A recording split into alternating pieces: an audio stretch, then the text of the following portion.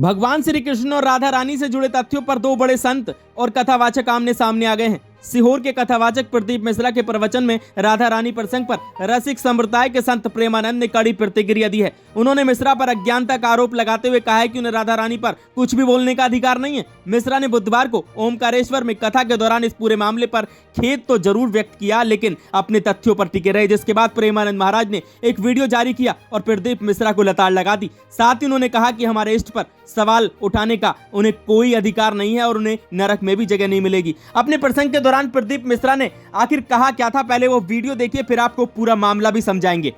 भगवान कृष्ण की 16,108 रानी में राधा का नाम नहीं है और राधा के पति में कृष्ण का नाम नहीं है। राधा जी के पति का नाम क्या है? क्या नाम है राधा जी के पति का? अनय घोष।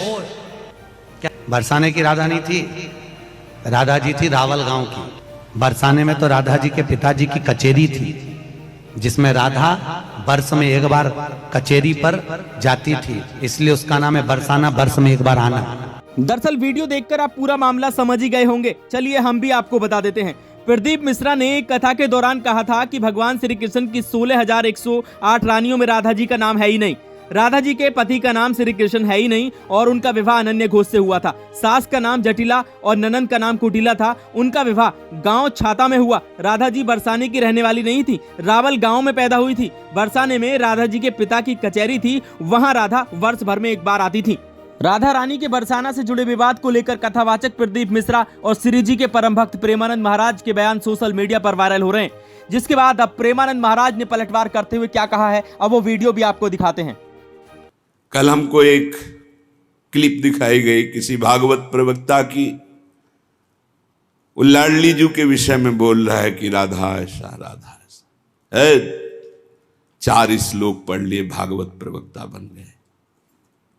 कभी बैठे हो संतों के चरणों में? कभी किसी महापुरुष की चरण रज का सेवन करके बात करते तो तुम्हारी असभ्य वार्ता ऐसी वाणी से नहीं निकलती।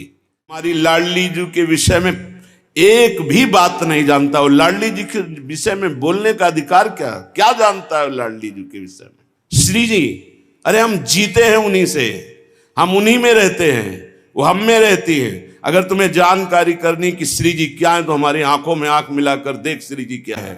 श्री जी के लिए वो श्री कृष्ण की नहीं। अरे प्रीति मूर्तिमती रस सिंधु सार संपदि विमला वैदक दीनाम हृदय काचन वृंदावनाधिकारिणी जयति। तो तुझे नरक से कोई नहीं बचा सकता। 4 लोगों को रिझाकर भागवताचार्य बन करके तू प्रभु के प्रति बोले। एक बोला था द्वारिकाधीश के प्रति। अरे तुझे शर्म आनी चाहिए। जिसका जस गा करके जीता है, जिसका जस खाकर खाता है, जिसके जस गा करके तेरे को नमस्कार प्रणाम मिलता है, उसकी मर्यादा को तू नहीं जानता।